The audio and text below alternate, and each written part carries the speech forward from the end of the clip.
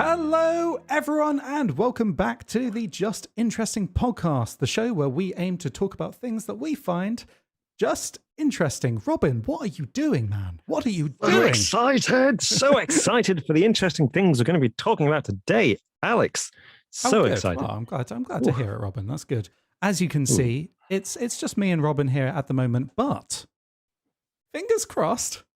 Fingers crossed we may get a third visitor at some point in the podcast, but at the moment it is just the two of us. Robin, how are you doing this week? I am well, thank you. I'm doing all right. So I just became Indiana Jones, remember? For those of you watching us, those of you listening, that will mean nothing to you. But yeah, they're doing a bit of a cold, so apologies in advance if I sneeze into the microphone or cough and everybody's a bit unpleasantly disturbed by that. Nothing major, don't worry. It's that season, I think. Hay fever, the weather changes. You open the windows naively thinking sunshine, everything's warm, and then you sit in the freezing draft all day, and then suddenly, plus everyone else is getting a, it's like, how are you, Alex? How are you? Oh, I'm fine. It's nice to breathe that clear air and not have a cold. Oh, it's lovely. I love it, Robin. No, I'm very sorry to hear that. I'm sorry to hear you're a bit under the weather. I hope you feel better and you're getting all your fluids and I'm trying. Everything I have a pint of water. Yeah. Yes. Oh, good. It was. So recently I was away, as everyone knows. I missed an episode of the podcast, and whilst I was abroad, because I was abroad, shocker. I also. We know, Robin, you were searching for the Holy Grail. I was searching for the Holy Grail. I got really, really ill. I mean, like really ill, really badly ill. I thought I had COVID, but I didn't because I tested and I was negative throughout the time that I was testing and had this cold. Anyway, so I bought some, because I was abroad, I bought some foreign medication for the alleviation of cold and flu symptoms. Some Norton antivirus. Well, yeah, maybe. I don't know what it was called. It was in writing I couldn't understand. And I just took it in the way I think I was supposed to take it. And I've still got some. And I'm staring at it now and I'm thinking, do I dare take more? Because I'm not sure it worked. Is it just a USB next to you that you can just plug in and... sorry, that one was lazy. Come back to me in a bit. I'll have a better one. You already used up Norton antivirus. I think that's quite good. It's quite good. Yeah, anyway. What are we talking about today, Alex? So today, Robin, there's an interesting article that I don't know why I'm introducing this. You shared this with me, Robin, but there's an interesting article that's come out from two scientists that claim to have an answer to the long lost question. It's not a lost question. The Fermi paradox, which is basically states that, based on our equations of how the universe works and how, based on Drake's equation and how life evolves, and based on the observations that we've made of the planets and distant stars around us, life should be everywhere in the universe. Yep. Aliens should be everywhere. So why haven't we spotted any? And that's the Fermi paradox, basically. It's an interesting question. And any kind of answer is very daunting and very kind of a bit. It's a bold thing kind of to try to answer it. Yeah, it's an existential crisis waiting to happen. But two scientists claim to have found the answer to it. So we're going to be discussing that in a little bit. But before that, we're going to be talking about some of interesting things that we've learned this week. And we're going to be talking to you guys in the comments. Live. And also we've got some from the previous week's podcast. And then who knows, later on, maybe we'll be able to do a quiz. Maybe. I do have one locked and loaded, ready to go in case we get a third guest on. But we'll see. A third guest. Martin's been demoted. He's just a guest now. A third host. If we get a third host on. But how is everyone doing in the comments this fine Thursday? What's everyone going on? Is it Thursday? It's Friday. No, it's Friday. Yeah. Oh my gosh. It's Friday. Gosh, time flies. I thought I'm kind of like we were expecting to film this yesterday, aren't we? That's why I've got Thursday. That's why, yeah. This was going to happen yesterday, but then there were problems, so it's been postponed till today. I just want to say hello to everyone in the comments, everyone watching, actually, everyone who's watching us live on YouTube, and of course, hello to everybody listening to us on a podcast platform of your choice at a later date. But particularly want to respond right now to Atari Duckman, who says, maybe Robo Robin assimilated Martin, and now he is Martinus of Borg, which, as a Star Trek fan, I appreciate that reference. Thank you. We're Thank you just very much. every one of us is slowly becoming absorbed into the hive mind, the Robot Robin hive mind. Martin has just been assimilated, and I'm the only one with a free conscience right now. So. Some of my favorite things, science fiction wise, my favorite things are Star Trek, so the Borg, and The Thing. The Thing, like the Borg, assimilates human beings. So I'm all for it. Yeah, I mean that's pretty worrying in and of itself. But I'm gonna breeze past it. I'm gonna forget about that. A Busy Bee says, "Hi guys, hello, A Busy Bee. Welcome to the stream." Aaron Lee says, "Hello, Aaron Lee." Crime Maniac also says hello. Crime Maniac, what a name. Michael Findley's in the chat. Happy Friday, everyone. Happy Friday, Michael Findley. Hey. Everyone's saying hi now. Doom says, "Alex, we need a hamster update." Cheddar is doing very well, thank you. Cheddar is the name of my hamster. Yeah. How you forgot the name of my hamster? I'm so sorry. I thought they died. Was that a different hamster? He didn't die. He's fine. Okay, I'm glad. I'm very glad. Cheddar is alive. Yeah, he's doing well. It's nearly up to his 2nd birthday, so he's doing all right as hamsters go. Oh wow, yeah. You know, cheddar is really good melted on pizza. Have you just discovered cheddar on pizza? Is that it? No, I was trying to say you should kill your hamster and eat it on the pizza. Dear Lord, Robin. I don't know what to say to that. Horrendous stuff. I would never do such a thing to my precious little boy. Precious little boy. Precious little cheddar. All right. Well, what have you learned this week, Alex? I want to know. So I came across this week. This was pretty funny. Okay. So there's a stone tablet that's 3,200 years old. It's an ancient Egyptian tablet that records excuses for why people missed work. No. So this is it's called an ostracon, which is a piece of pottery used for writing on. And it has a register of attendance at work.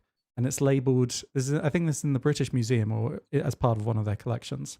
It's labeled Year 40 of Ramses II, and it provides a workman's register for 280 days of the year.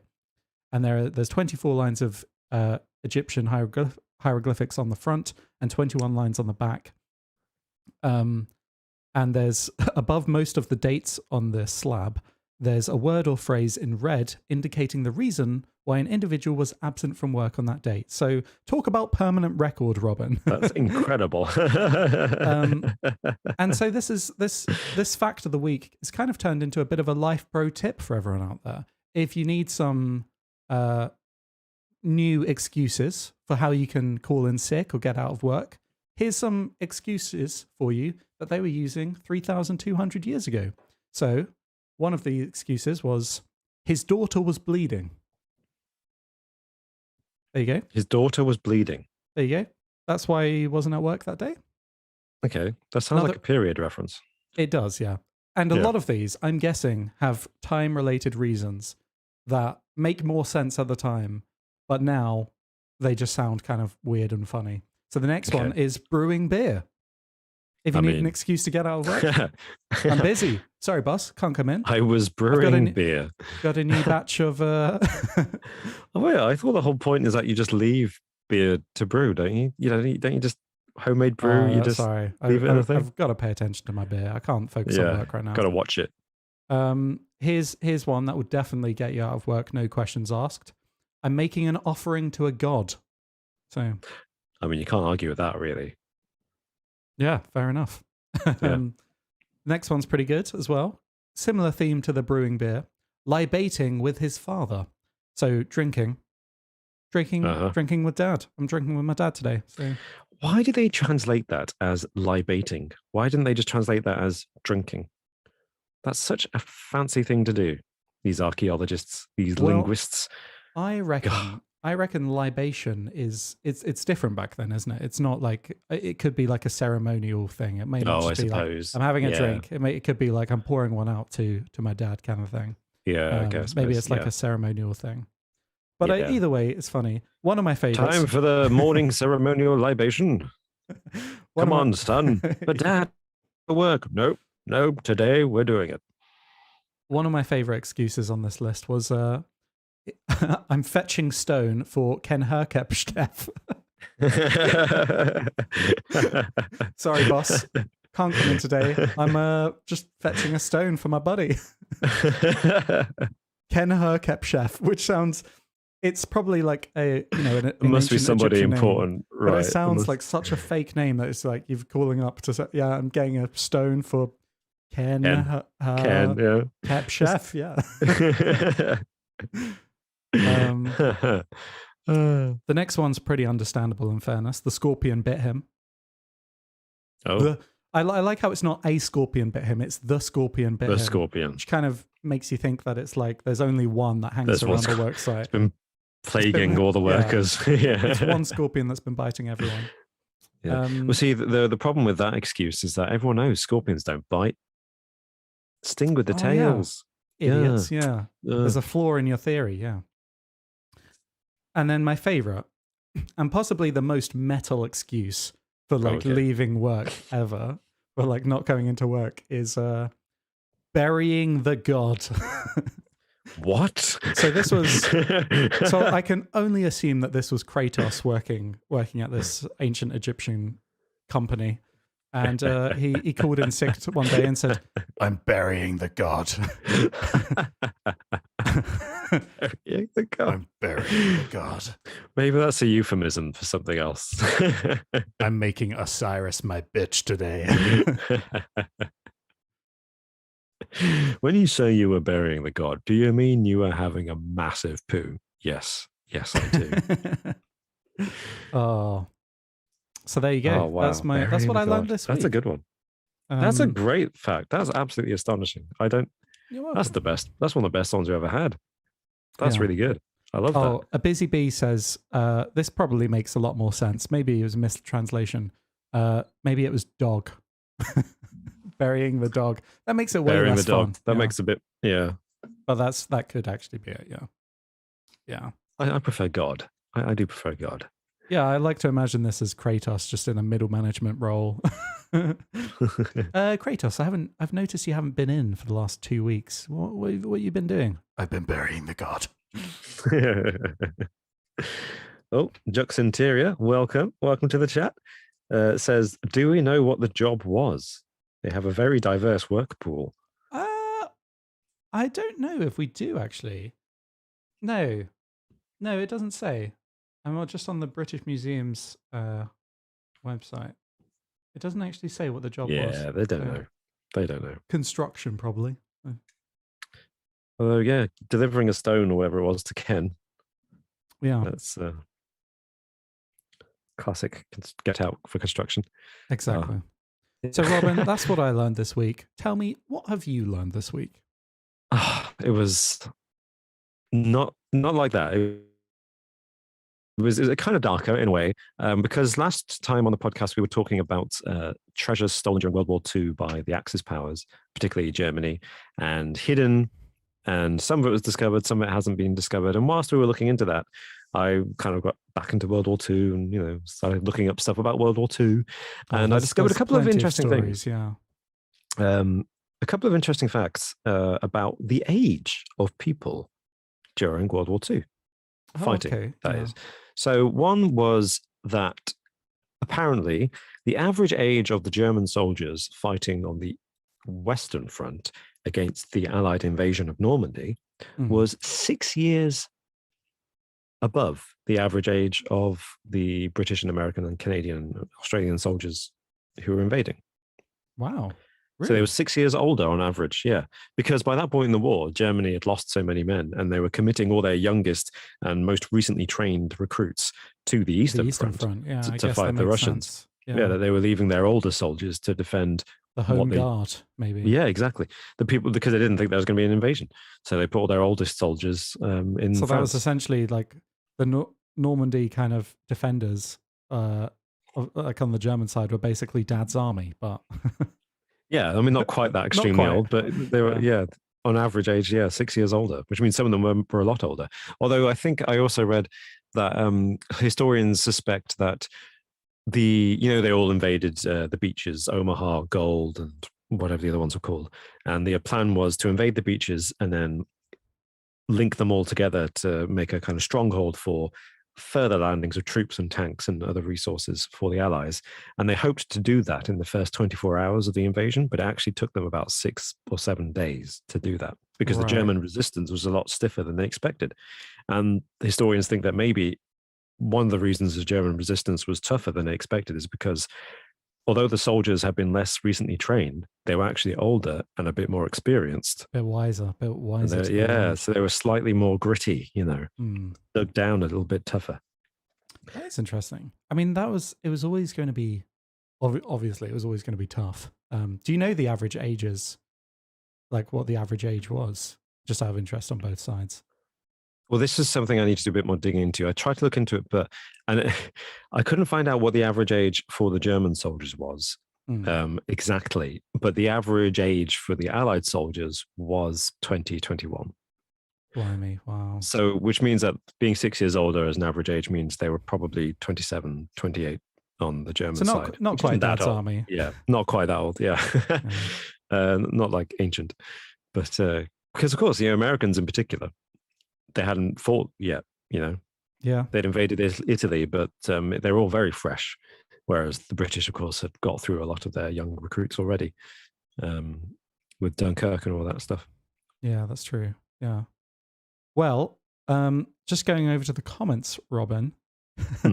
Michael Finley brought up, well, actually, Spiffing brought it up first. And this is a blast from the past almost. Not Holy Foreskin is still my all-time favorite. Do you remember the Holy Foreskin? I do remember the Holy Foreskin, the prepuce or the prepuce. Yes. Yeah. That was great. The foreskin of Christ. The lost foreskin of Christ now. Will we ever know? That's the real Holy Grail, isn't it? Yeah, that is the real Holy Grail. It's what I was looking for. Well, did we do a podcast about that? Or was that your This Week I Learned? No, we did the whole podcast about it. It was Lost Relics, I think. Lost Religious Relics. And that was one of them. And that was one of them, yeah. I think that may have started the whole castration thing. That was a live stream. Yeah, it was. Yeah. One of our first, possibly our very first live stream. Can't remember. Yeah. Interesting. Yeah. But good memory. Oh, well, did you have any favorite comments from the week that you'd like to bring up, Robin? Yeah, I do actually. There was a comment on that same podcast last week that we were talking about the hidden gold around Europe, and AJ Satpalkar said a lot of German officers fled to South America after the war. Surely they must have taken some of that gold or loot to fund their activities there. And I thought, yeah, we didn't mention that on that episode, but it's quite a lot of them. It's possible. Yeah, a lot of them went away, and they were officers, so they would have had help, and they would have had all the goodies. So yeah, I suppose it is possible that some of it is in South America with the families of the officers who went out there. Also, I imagine a lot of that money may have gone towards the people funded or like that created and allowed these rat lines, they were called. To happen. You can only get on the boat if you hand over that block of gold you've got there, my friend. Yeah, you're probably right. Yeah. So I imagine a lot of it kind of was paid out trying to get to South America, possibly. Funky Monkey 1235 says, going on a 3-hour drive to Indiana, and you guys will be my co-pilots. Oh, hey, oh nice. Well, that means we've committed to a 3-hour stream now, Robin. Oh no! Oh no! Oh, that's cool. Yeah, I hope you're going to have a great time in Indiana. I don't know much about Indiana. I don't know anything about Indiana really. I know there's a place called Gary in Indiana. Oh yeah, that's all I know. It's isn't it the state where Parks and Rec is set? If you've seen Parks and Recreation, I haven't actually. So it's a very wholesome TV show. Learn something new. Yeah, it's in the Michael. Is it Michael Schur? Michael Schur verse. Guy who did the Office and The Good Place. Oh yeah, it's in that kind of documentary style, isn't it? Yeah. It's kind of improvised as well. Yeah. Right. Well, do you have any comments that you liked? So also in last week's stream, my fact of the week last week was about Overton Bridge, which is a bridge in Scotland And it's this mysterious bridge where dogs keep committing suicide. They keep accidentally or intentionally just suddenly jump, like dogs not on their leads, jump off this bridge, and many of them sadly, die. A lot of them do survive, but this isn't like some urban legend or anything. This happens quite frequently, at least once a year, I think. But Quinn O'Shaughnessy makes a suggestion for us, Robin, about Alex's fact of the week. Maybe you guys should bring a dog on a harness or lead and have its head wired in electrodes. Maybe then you guys could see if there's a notable change in the animal's brainwaves. Of course, the electrodes would have to be hooked up to a battery-charged machine that could record the brainwaves, but if it could be done, it might be an interesting experiment. Maybe bring along several dogs and compare the results, and perhaps a few cats to see if any other animals are also affected by whatever's going on at that bridge. I think that would be the most comprehensive way of solving that mystery, for sure. And I love the suggestion. Unless we get some sort of Netflix deal, I'm struggling to see the feasibility of it. I don't have any access to dogs or cats, and I don't think any shelter's going to donate them for this cause. I don't know. We could persuade them that we're going to do it humanely. We just want to wire up some dogs with electrodes and bring them very close to the edge of a bridge. There may be a risk of drowning. We shall see what happens. Massive shout out to Yorian Kivui. Apologies if I've butchered your name. I'm really sorry. You've just given us €2 and so says, kind. "Cool podcast, guys. Greetings from the Netherlands." Oh, well. Thank you so much. Greetings to you, good sir. Thank you so much. That's very kind of you. Lovely. Well, I think that's a brilliant idea, though, Robin. What do you think about getting some dogs and cats together? I think it's a great idea. And dogs and cats living together, mass hysteria. We all know that this is a great thing to try to achieve. And if we can use Overton Bridge to bring them together in life or in death and get scientific data for research as well through technology, then yeah, we should absolutely try. And I think we could swing it. I think we just speak to the right people, grease the right palms. We all know what Scotland's like. A pound will go far, No, I'm joking. Just battered Mars bars for everyone. You don't give money to the crew. You just pay them in fried food, don't you? That's the thing you do. Robin, as a citizen of Scotland, I am taking outrageous offence to this right now. Spiffing says, pitch it to Channel 4. I've seen weirder things they've made. Do you know what? That's actually that's true. Idea. That's a good point. Yeah. Do we pitch it before they get sold off and go private, become private, or do we pitch it now whilst they're still desperate? Maybe we would pitch it after, but we have some kind of sponsorship tie into like a dog food brand or something. Get the extra bucks rolling in. What is it? Pedigree? Is that what it's called? Pedigree sponsorship. Sponsor it, yeah. or get Red Bull to sponsor it if there's dogs jumping off bridges. Maybe, have them in the logo. That's very Red Bull brand, isn't it? Mm-hmm. God, what am I saying? Kurt, who's a channel member, says, "Evening, guys. Evening, Kurt. Thank you for joining us." Yeah. Thank you for joining us, and thank you for supporting us as a channel member. That's very much appreciated. Pedigree Chum brings you. Sorry, I didn't mean to interrupt that. Just said, Camera Shy Coco comments, says, "I was born in a brand new unstocked ambulance halfway between Vincennes and Bicknell. I'm unsure of the direction of travel at the time." Have I missed something? That's an amazing fact. Thank you, Coco. Is that a reference to something? Out of context, what does that mean? Unless you're just literally stating I was born in an unstocked ambulance. Did we ask somebody? Where are Bicknell and Vincennes? Where are they? Oh, that's Indiana. Okay. Oh, Coco was born in Indiana. Cool. Oh, nice. Right. Callback. There we go. Everything's a circle. Everything ties together. That's the beauty of live streaming. I'm trying to think of a segue from that to discussing aliens. And do you know what, Robin? I can't do it. Can't come up with that. Is there, I wonder if there's a lot of alien abductions that happen in Indiana. It's kind of Is it one of the states that have quite a few alien abductions? Yeah, we could do. We could check this. Check it. We need one. We need someone who, like Joe Rogan has, who's like, oh, can we look this up? Can we look this up? We need someone to be in the background looking things up, looking things up live.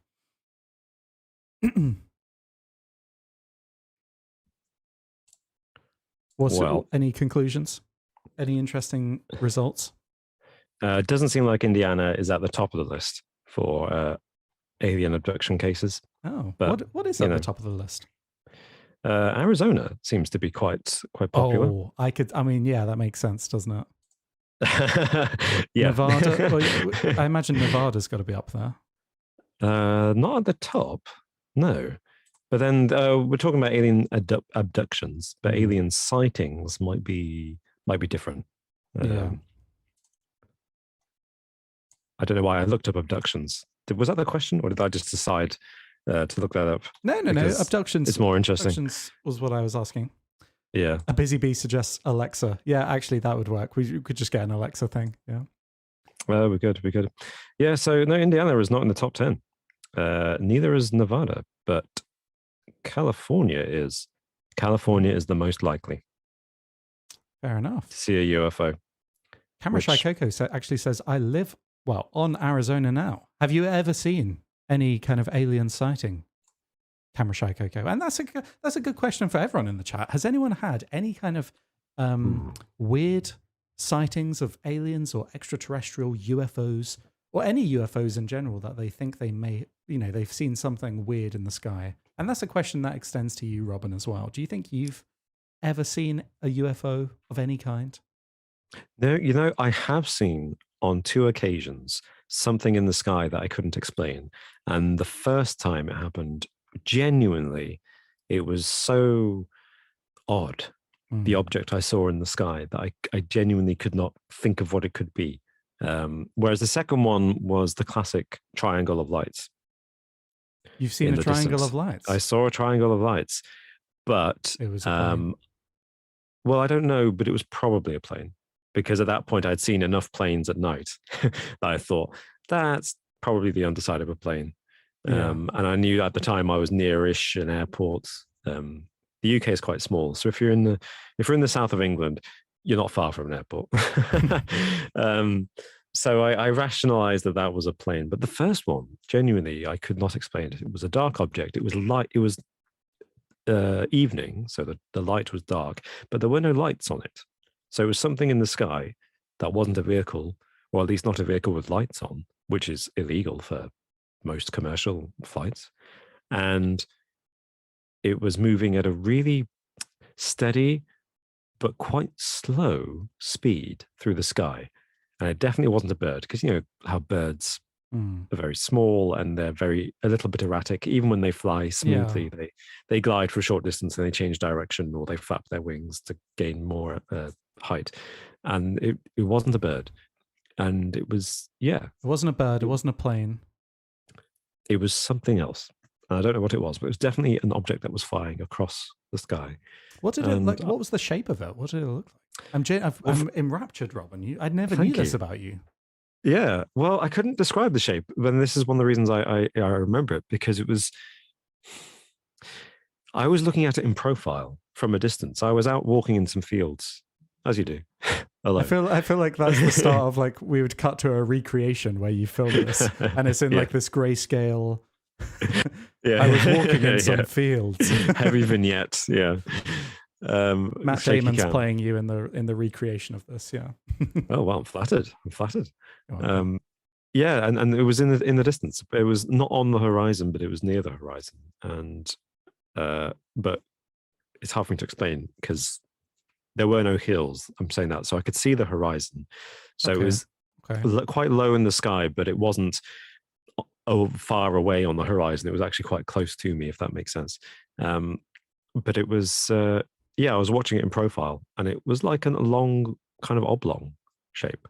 And it reminded me of the descriptions of the object in the Shag Harbor incident back in, was that the 50s or was that the 60s? I can't remember now. I thought it was the 50s, but I wouldn't want to say it in case I'm wrong.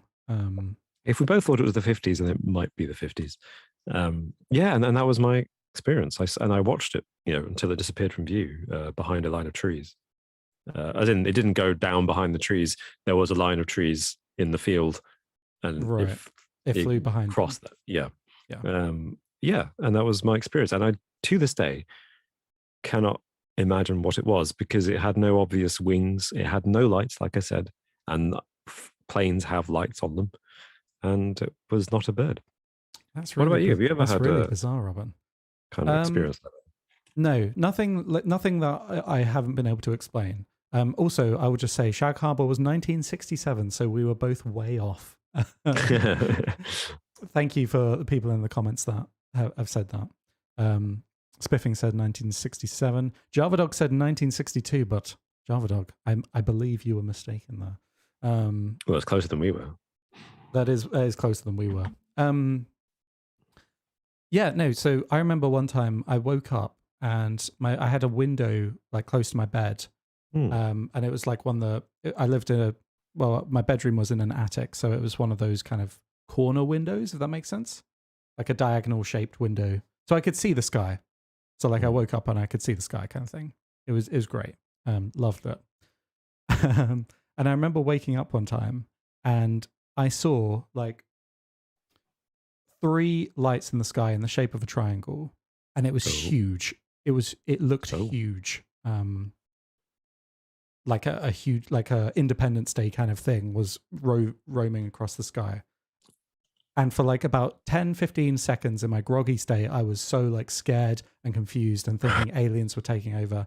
But then I kind of like blinked and woke up and I realized that they were planes and they were all kind of moving in the same direction across the sky, all kind of, in an equidistant way apart.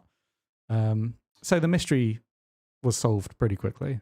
But that's the only kind of, I haven't seen any other kind of UFOs. And that didn't count as UFOs at all, except for the 15 seconds it did for a where I moment. was confused. Yeah, for a moment it counted. Yeah, that's all it takes. That's all it takes. So what have people said in the comments? Kurt has said, I remember seeing something going over my dad's old flat a few years back. Had the shape of a stealth bomber, but looked bizarre. This was at night, so I can't fully recall it, but it was definitely strange.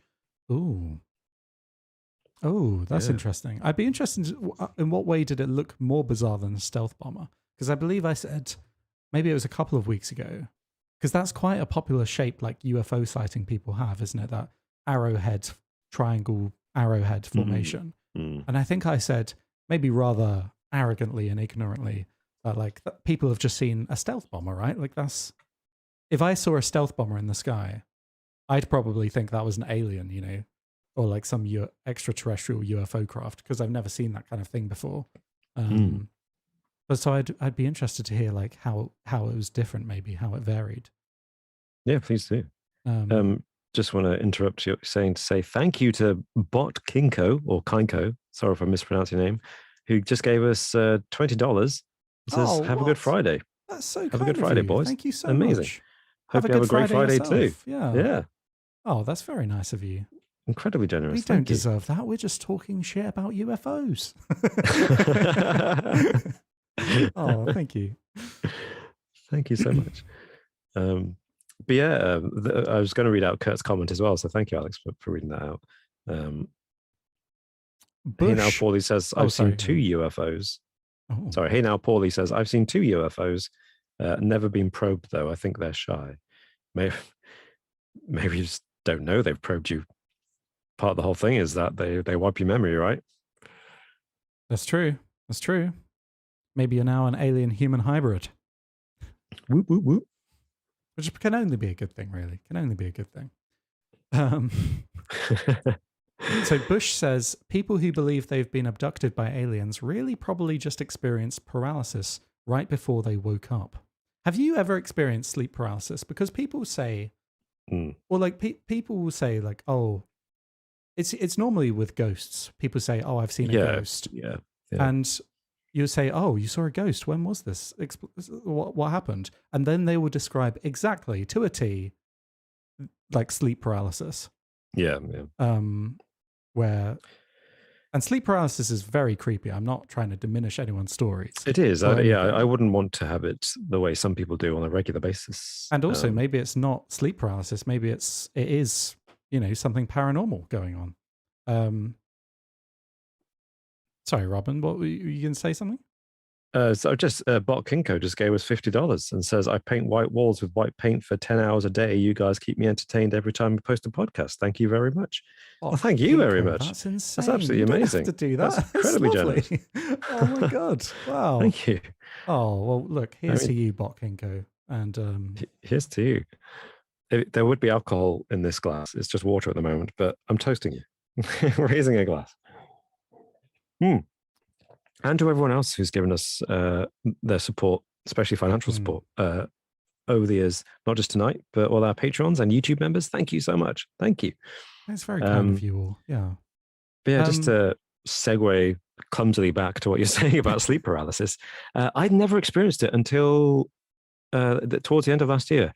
And I experienced it very, very briefly, not fully. So if you describe the symptoms of sleep paralysis, it often involves you losing control over your body. And I half woke up one morning last year and I couldn't move the left side of my body.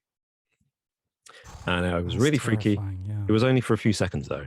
And it was fine afterwards. And then I was kind of spent the next few nights afraid to go to sleep in case I woke up and was actually fully paralyzed.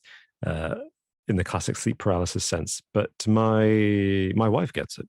It happens to her, so it's freaky when it happens. Yeah. A few people in the comments have talked about having it as well. Camera Shy Coco has an interesting take on it. They say, I have sleep paralysis regularly. I find it peaceful, but I know what it is. So okay. I mean, maybe well done, Camera Shy Coco, on clearly conquering what is an unbelievably scary experience for many people. I've never heard that take before, that you find it peaceful. I'm wondering anyone who's had it, because a recurring thing about sleep paralysis is people see like some black figure in the corner of the room, or like a dark shadowy figure that slowly approaches and you can't do anything about it. I wonder if anyone's had that kind of experience. Yeah. Not from sleep paralysis. Hey. Anyway. But so would you like to move on to the main topic of today's podcast? Yeah, I'm sorry. I'm getting so invested in people's stories in the comments. We've made this way too interesting. Well, I mean, we can talk about that for a bit longer if you like. I'm happy to. Well, let's just leave it on what Kurt said about the stealth bomber, or the potential UFO that he saw that looked like a stealth bomber but kind of strange. He says, from what I remember, it was moving way too slow for any sort of plane. Plus, living in North Wales, it isn't really something we see up here. Oh yeah, okay, that bit of context does change things. Yes. If this was in like the Nevada desert or something, then sure. But North Wales, yeah, stealth bomber would be a bit out of... Yeah. That would be a bit freaky. Like you wouldn't expect to see something like that there. So let's talk about what is ostensibly the main topic of this podcast, which at this point may take up, who knows, 15% of the runtime. We'll find out.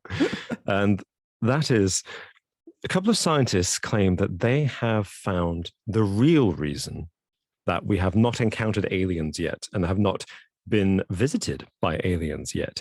It's not because they're visiting us in secret or they're observing us from a distance. It's for another reason entirely. And it's a bit of a surprise.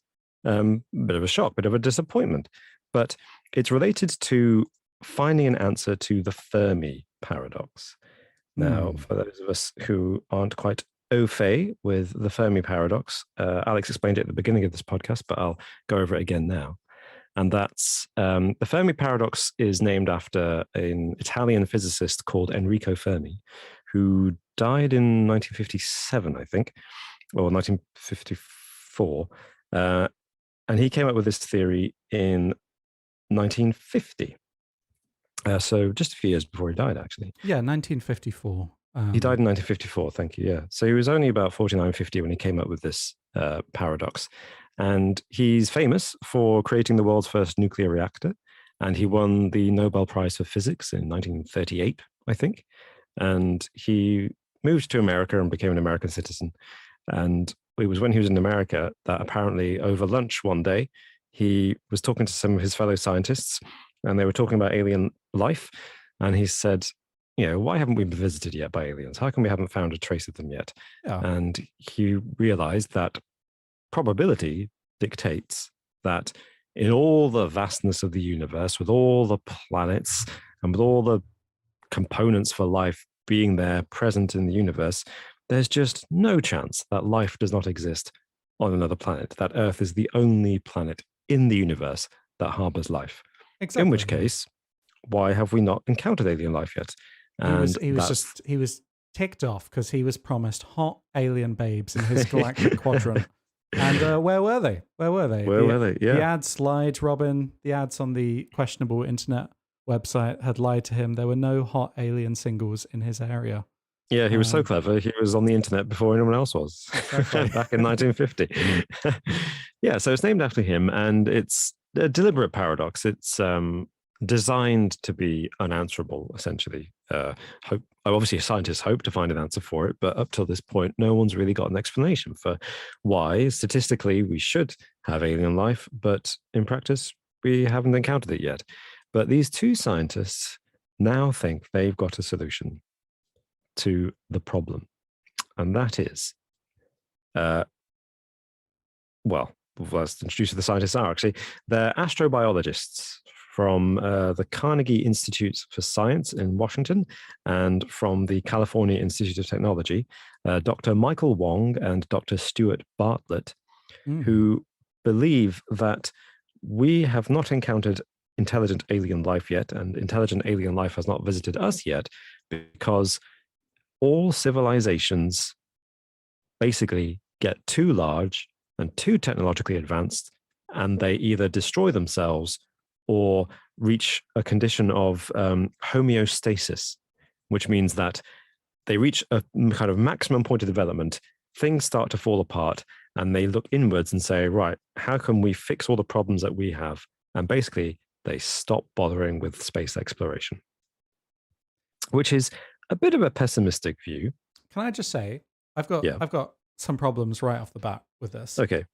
So first of all, that's not a new answer to the Fermi paradox. There have been several answers to the Fermi paradox, and one of the most notable is the Great Filter. Civilizations get too big, and there's something that wipes us out. Our natural expansion inevitably leads to us nuking ourselves to death or something. That's not, that's not a new theory. And the other thing,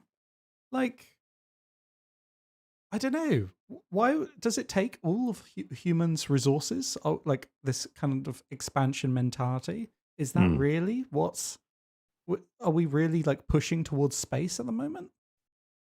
Is that the source of our problems? I mean, no, I don't think, maybe I misrepresented it. I don't think the theory is that space exploration is the source of the problem. It's that space exploration comes hand in hand with advanced technological development, but technology requires energy, and the benefits of technology mean population growth becomes huge and probably unsustainable.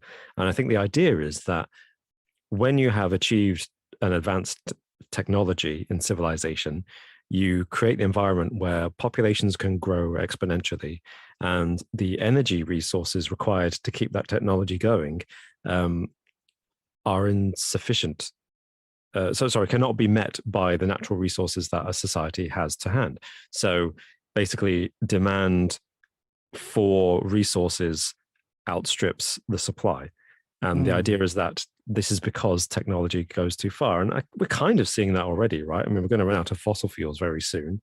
We're already concerned with best case scenario, for setting aside climate change and pollution.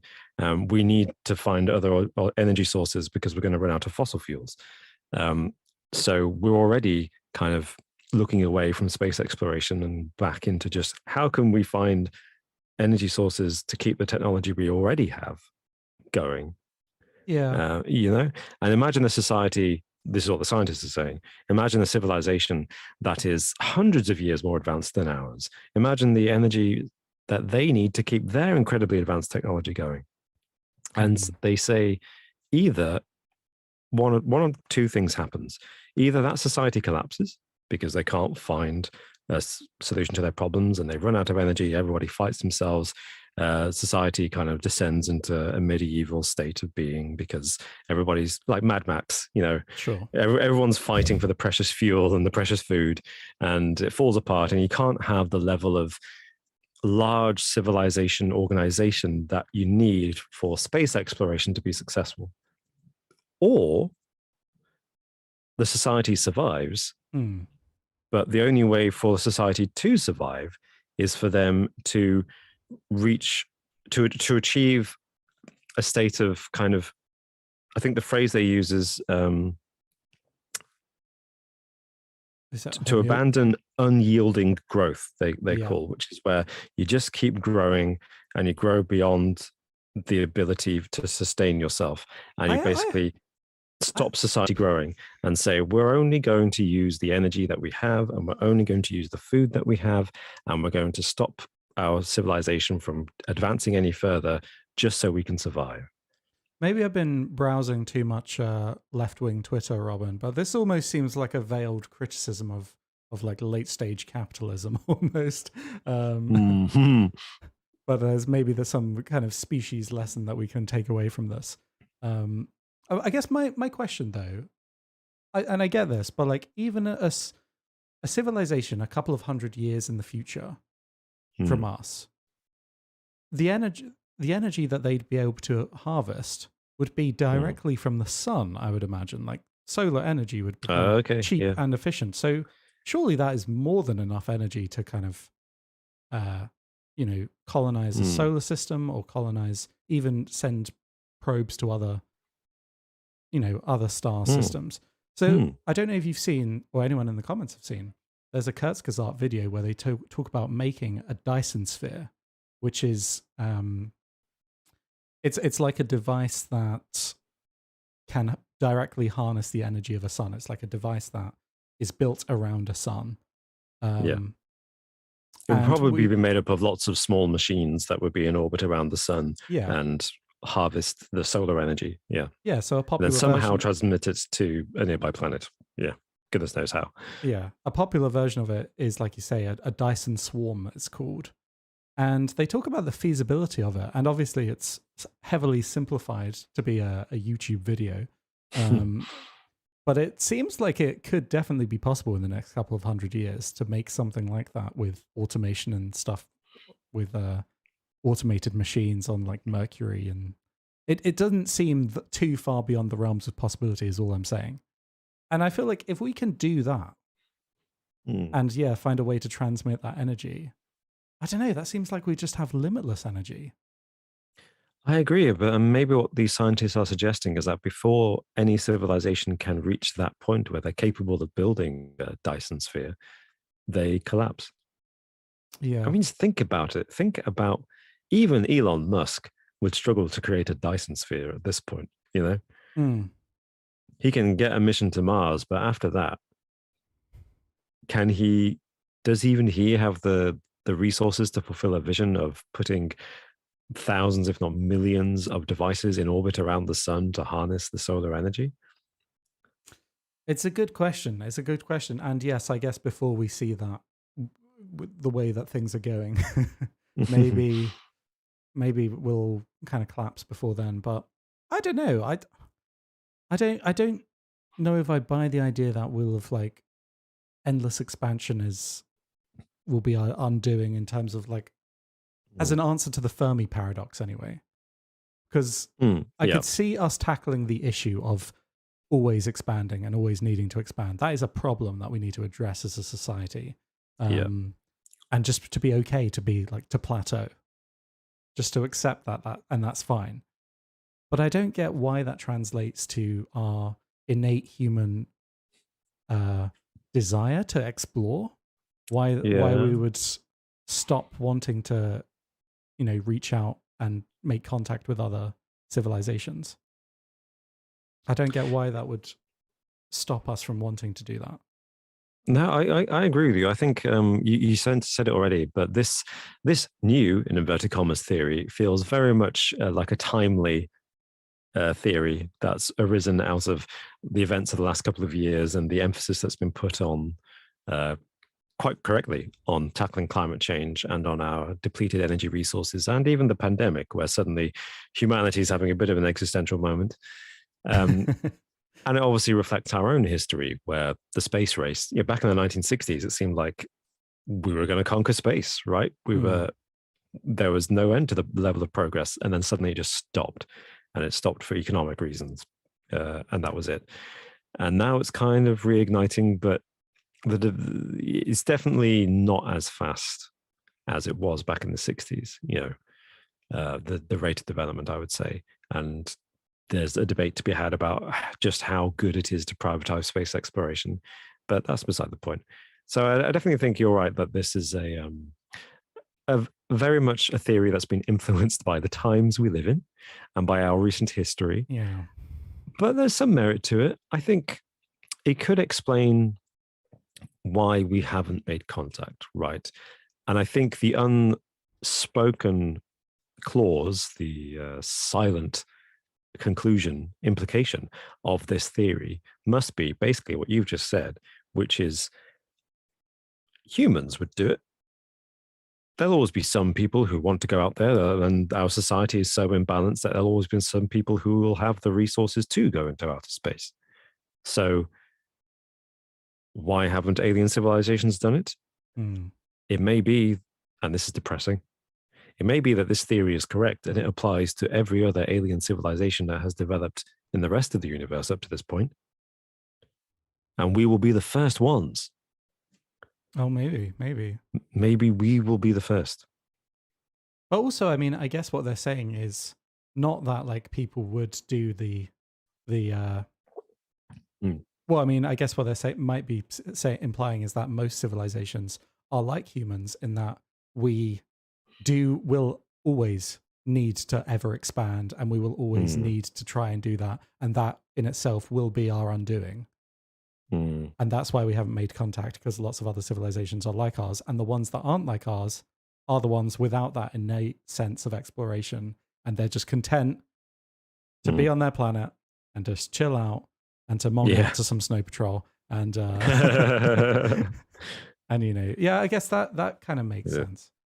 Was there any research that went into this, or was this just a hypothesis that these scientists... Well, this is it. This sounds very much like it's just a hypothesis. And it's not like they've done some deep, hardcore maths to come up with the statistics or anything. It's just a suggestion, a thought experiment. And that doesn't mean it's a bad thought experiment. It just means it's philosophy to a certain extent, more than it is science. I think says this guy in his chair, literal armchair critic, like, hey, it's just philosophy, really. It's not science. Anyway, all high and mighty up on our YouTube live stream. Yeah. I think one thing that I don't see mentioned very much is just the size of the universe, and the universe is expanding, right? We know it's getting bigger. Maybe at some point it'll crunch and it'll reach its limits, but at the moment it just seems to be getting bigger. And the distances between planets, let alone solar systems, let alone parts of a galaxy, let alone galaxies, let alone galaxies on other sides of the universe, are literally, they're astronomical. They are huge distances that we just can't begin to comprehend. And the level of technological advancement you would need to cover those distances in any amount of time that is efficient, certainly within the lifespan of organisms, is so huge. Part of me thinks that maybe it's just too soon. Because if you look at the development of life on this planet, we have finally started exploring space at this point in our history. And the Earth is what? 5-6 billion years old. The sun. Is this your kind of theory on the Fermi paradox, that it's an established theory, but we are the first. We're the first to get to this point. No, I'm saying we might not be the first. I'm saying I think the implication of this new theory by these scientists is that we may be the first to get to this point, or rather, we may be the first to explore space in a meaningful way and make contact with other species. What I'm saying is that I think it's reasonable to assume that we are not the first species to reach a level of technological advancement where we're exploring space, but that even if they've done it millions or hundreds of millions of years ahead of us, if they happen to be on a planet on the far side of a galaxy, on the far side of the universe, the amount of time it's going to take them to get over here to meet us It's just not worth it. is It's just not worth well, it. even not We'll worth send- it. They we'll might send just a be note. on their way. They're on their way. It's going to take them a long time. So it might just be we're being too impatient, because we've started looking at the stars and thinking alien life is a probability just in the last 200 years. And so we're like, oh, where is it? Where is it? Where is it? And the other aliens are like, we're on our way. Just slow down. And they're Take going it to easy. they're going to get here expecting to see dinosaurs and T-Rexes and stuff, and they'll be like, "Who the hell are you apes? What are you doing?" Yeah. And then we'll be like, "Look, hang on. Jurassic World 2 Dominion's out. Let's watch that together." Yeah. And that's how peace is made in the universe. Yeah, exactly. What am I Jurassic talking about? World Dominion. I mean, you have a point though about peace, right? It may be that, and this is where this theory has a point. It may be that for a society, a civilization, to make organized outreach into space, right? You have to unify a planet. Do you? Yeah. Well, I mean, I think just realistically, the search for extraterrestrial intelligence is a global organization. Yeah, but sure, actually, yeah. but it's not actually a well-funded organization. It's a collection of individual scientists who happen to be working and they share their information. Yeah. They're not actually a big, they're not like the United Nations with a massive budget or a bureaucracy or anything in place. They're just individual scientists getting whatever money they can to fund their projects, and then they're sharing their research with other scientists around the world. They're individuals. So that's our attempt to make contact with alien life. So if you're going to really succeed in making contact with alien life, you need to send messages out, you need to send ships out in every single direction, and all 360 degrees around the Earth, all however many millions of light years in every direction, right? So to do that efficiently and effectively, essentially, you need the whole planet to be behind the effort. You need everybody to say, yeah, we're going to do this.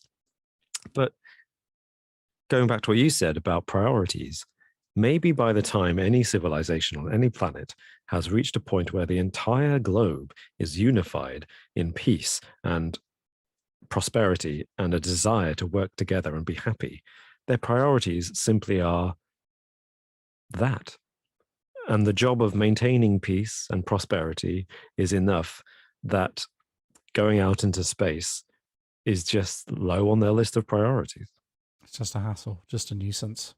Yeah, maybe. Well, it's an interesting idea. I'm not sure if that's my favorite answer to the Fermi paradox. I'd be interested to know anyone who in the comments if they have a favorite answer to the Fermi paradox, or if you, Robin, if you have one that you're like kind of hoping for, or hoping it's not the case.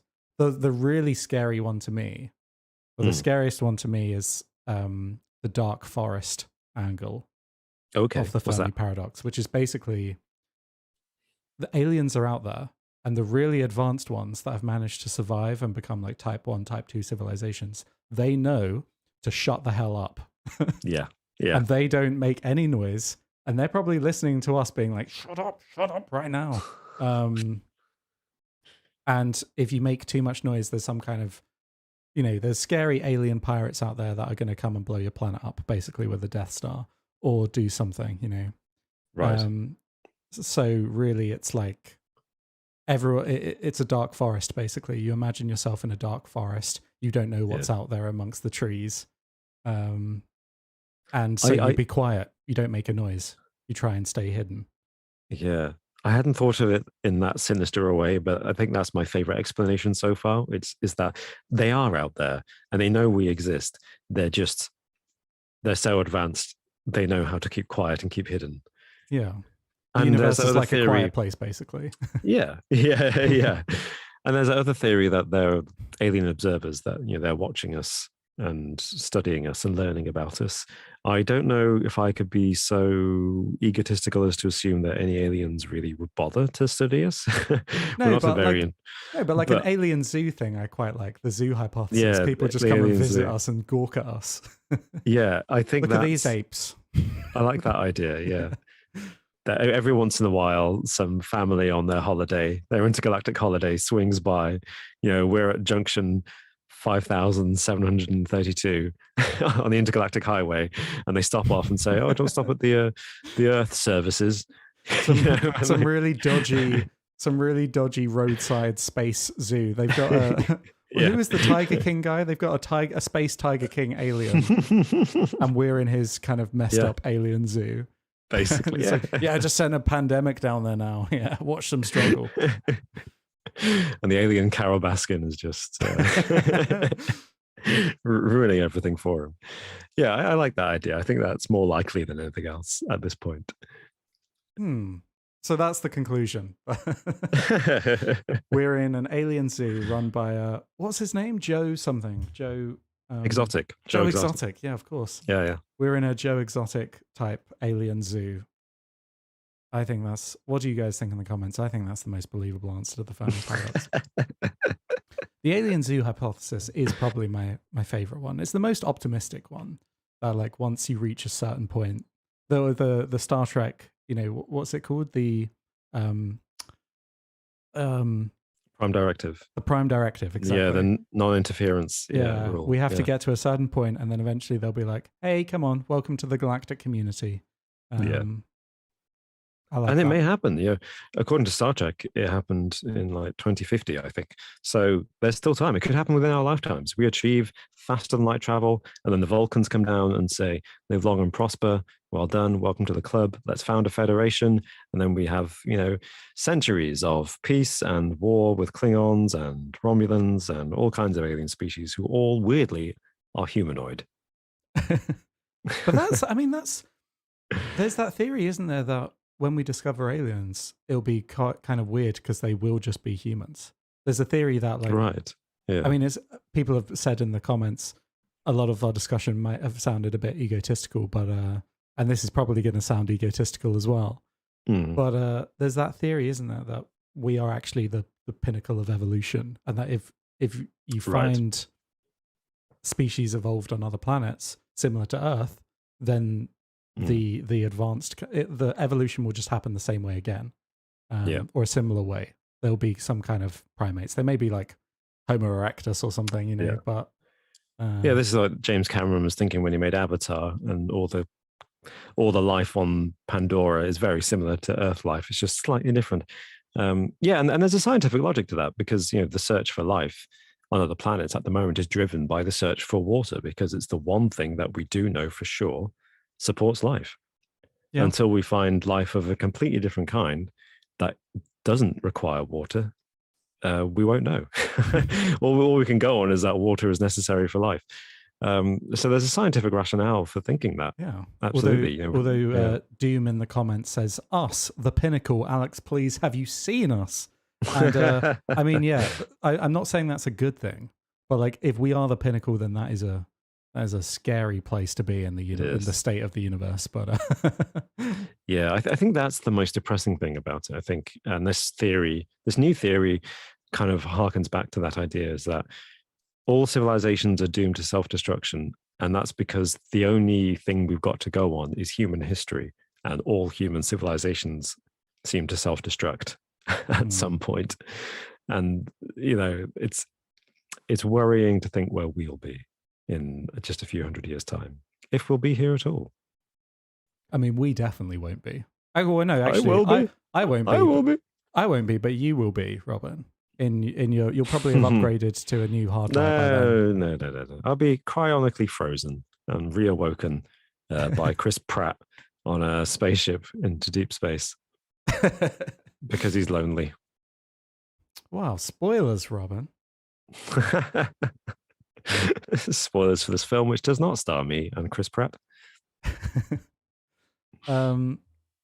So thank you everyone so much for listening to us ramble about aliens. I'd definitely be really interested to hear what everyone else's opinions are on the Fermi paradox. Is there anything that we need to tell the kind folks at home, Robin? Is there anything that we need to mention?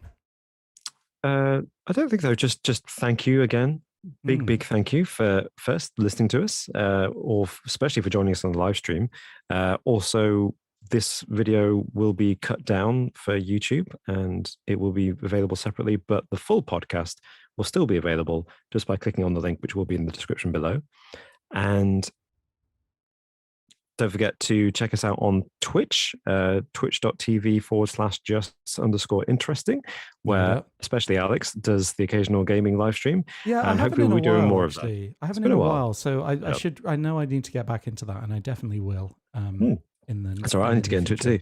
And we also have Twitter. Please do follow us on Twitter at JInterestingYT, or I'm at AllTimeRobin. And I'm at JustAlexing. Yeah, please do share all your thoughts on Twitter or in the comments below. If you're obviously listening to us on a podcast platform of your choice, then reach out to us on Twitter. Please do. And let us know any other topics you'd like us to discuss in future episodes. In case you're wondering... Oh, sorry. Go for it. No, you go ahead. I was going to say, in case you're wondering, Martin is free. He's out. He's out. He's just, the electronic bracelet has been playing up. Yeah. Hopefully we'll be returned to a 3-person setup next week. Oh, no, we won't actually, will we? No, we won't. We won't, no. And I will say right now, Martin's getting out of jail and I'm going into jail next week. So you'll all hear about it on the news. It's not true. None of it's true. I've got great lawyers. They'll get me off. So it's fine. But no, Amber Heard, it's all lies. I'm looking forward to the reason that you guys come up with. But at least next week, it should be Martin and Robin back, at least. Yeah. Martin will be back, hopefully at some point. Also, quick welcome to Angelos87. I was just going to become a member of the channel. Yeah. Thank you very much. And welcome. Thank you very much, Angelos. Yeah, welcome. Welcome to your exclusive bonus videos tier. And that brings me on nicely to our bonus videos, Robin. Because in case you didn't know, you can support us by becoming a YouTube channel member, or you can support us over on Patreon, where the most recent one we did was we talked about Twitter and Elon Musk buying Twitter. What's that all about? Is that good? Is it bad? To find out, you're going to have to go and join the channel or become a Patreon. But no pressure. You don't have to at all. It's absolutely fine either way. Nicely done. Yeah, exactly. But yeah, no, thanks everyone so much for watching. We hope you enjoyed this discussion, and we will see you next time. Bye for now.